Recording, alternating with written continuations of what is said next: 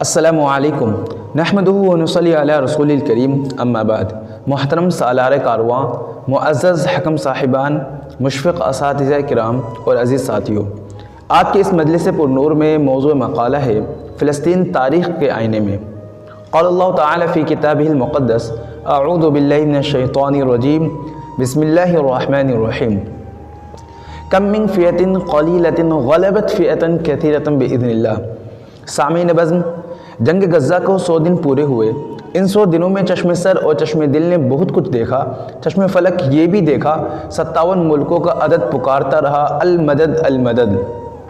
مظلوم کے ساتھ ہجوم دیکھا، ظالم کو تنہا دیکھا، پہلی بار مومن کو سرخ رو اور مغرور کو روتے دیکھا، مظلوم کے صفوں میں اتحاد اور ظالم کے زمین پر انتشار دیکھا، ناقابل تسخیر طاقت کے پرخچے اڑتے دیکھے، کم من فئۃ قلیلۃ غلبت فئۃ کثیرۃ باذن اللہ کے نظارے دیکھے، ہتھیاروں کو ہمتوں سے ہارتے دیکھا، بھولنے والوں کو قضیہ فلسطین دہراتے دیکھا، فلسطین کے وجود پر لکیر کھینچنے والوں کو نقشہ فلسطین پر بات کرتے دیکھا، غزہ میں بلکتی ماؤں کو دیکھا، کچھ فاصلے پر دوشیزاؤں کو تھرکتے دیکھا، عربوں کی غیرت کو مرتے دیکھا، غزہ میں غیرت کو تونگر دیکھا، قطرے کے مانند قطرے کو سمندر بنتے دیکھا، عرب کو عجم یعنی گونگا بنتے دیکھا، دشمن کے صفوں میں دوستوں کو دیکھا، میر جعفر و میر صادق کو خلیج کے اس پار دیکھا جو کھا کے تیر کمی گاہ کی طرف اپنے ہی دوستوں سے ملاقات ہو گئی، ہٹلر کے ستم زدہ کو ہٹلر بنتے دیکھا، اپنوں کو غیر اور غیروں کو اپنا بنتے دیکھا، چشم سر نے صدیوں کے بعد یہ نظارہ بھی دیکھا،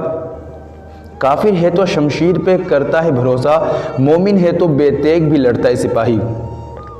جنگ غزہ کے 100 دن پورے ہوئے، وہ دن دور نہیں جب اسرائیل کے بھی 100 دن پورے ہو جائیں گے۔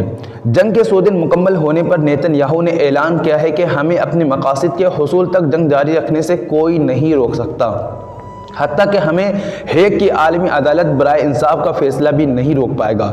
یہ بیان اس حقیقت کو واضح کرنے کے لیے کافی ہے کہ اسرائیل کو یہ مشکل ستا رہی ہے کہ عالمی عدالت کا فیصلہ ان کے خلاف آ سکتا ہے۔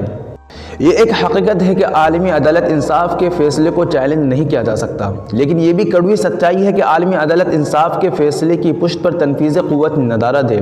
ایسے میں یہ سوال برمحل ہے کہ ایسا مبنی بر انصاف کوئی بھی فیصلہ جو قوت نافذہ کے بغیر دیا گیا ہے، بالآخر مظلوم کو اس کے حق میں دیے گئے فیصلے سے کیا فائدہ؟ عالمی عدالت کا فیصلہ جسٹس وداؤٹ پاور کے زمرے میں آتا ہے۔ اسرائیل عالمی عدالت انصاف کے فیصلے کی کس کمزوری سے بخوبی واقف ہے، اس لیے وہ اپنے خلاف آنے والے متوقع فیصلے سے نہ خائف ہے اور نہ پریشان، بلکہ وہ چوری سینہ زوری کی روش پر بضد ہے۔ ادھر نسل کشی کے مقدمے کی سماعت ابھی آئندہ کئی ماہ تک جاری رہنے کی امید ہے۔ سامعین بزم، آج اسرائیلی حکومت کی کیبنٹ میٹنگ بھی ہوئی۔ آپ سے اختلافات اپنے عروج پر ہیں۔ اسرائیل میں احتجاج کا سلسلہ بھی کم و بیش 3 ماہ سے جاری ہے۔ آج جبکہ جنگ نے اپنے 100 دن پورے کر لیے، اسرائیل میں احتجاج کے آواز میں اور تیزی دکھائی دے رہی ہے، اور حزب اختلاف کے علاوہ عوام کے ذریعے نیتن یاہو مسٹ گو کے نعرے ہر طرف لگائے جا رہے ہیں۔ اسرائیلی حکومت نے ملک میں کئی شعبوں کی مالیاتی بجٹ کو کم کرنے کا فیصلہ لیا ہے۔ امریکہ اور یورپ سے ملنے والی مالی و عسکری امداد کے باوجود ہر روز جنگ میں $269 ملین کی خطیر رقم خرچ ہونے کا اندازہ لگایا جا رہا ہے۔ ملک میں مفت کھانے کی تقسیم پر روک لگا دی گئی ہے۔ تعلیم و صحت کے شعبوں میں مالی کٹوتی کی گئی ہے، جس کی وجہ سے کئی اسکول کے بند ہو جانے کا اندیشہ ظاہر کیا جا رہا ہے۔ اسرائیلی فوج کے جانی نقصانات کی خبریں عالمی میڈیا برابر دے رہا ہے، لیکن اس کے باوجود اسرائیلی حکومت جنگ کو جاری رکھنے پر مصر ہے۔ امریکی نیوز ویب سائٹ ایکسیس کو دی گئی خبر کے مطابق حماس اسرائیل جنگ کے تناظر میں امریکہ کو اپنی ساکھ بچانا مشکل ہو رہا ہے۔ امریکی حکام کا کہنا ہے اسرائیل کے تعلق سے اب امریکہ کا پیمانہ سب لبریز ہوتا جا رہا ہے، جس کا سیدھا مطلب یہی ہے کہ امریکہ اب اس جنگ کو ختم ہوتے دیکھنا چاہتا ہے۔ The situation sucks and we are stuck۔ اسرائیل ہی کے باعث دنیا میں امریکہ کی تصویر ہر روز مجروح نہیں مخدوش ہوتی جا رہی ہے۔ دنیا کا اکلوتا سپر پاور بحر احمر میں حوثیوں کے ہاتھوں پٹ رہا ہے۔ سپر پاور نے خوابوں میں بھی نہ سوچا ہوگا کہ اسے بحر احمر میں اتنے سپاٹے پڑنے والے ہیں۔ بحیرہ احمر کی تجارتی سرگرمیاں 40% کم ہو گئی ہیں۔ یمنیوں نے آگے بڑھ کر امریکہ کو دھمکی دیتے ہوئے کہا ہے کہ یمن کی سرزمین اب امریکیوں کے لیے قبرستان بننے جا رہی ہے۔ اس دھمکی کے فوراً بعد حوثیوں نے امریکی تجارتی جہاز کو ایک بار پھر نشانہ بنایا ہے۔ حوثیوں کے حوصلوں نے امریکہ کی ہوا نکال کر رکھ دی ہے۔